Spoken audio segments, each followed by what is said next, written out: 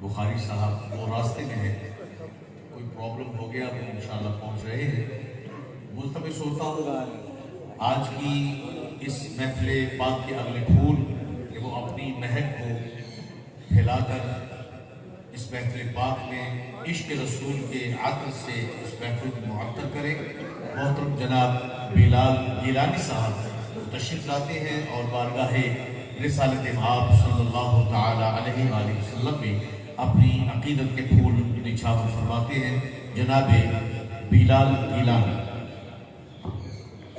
मोहब्बत से दुरूद पाक का नज़राना आका की बारगाह में पेश करें। पढ़िए सल्लल्लाहु अलैका या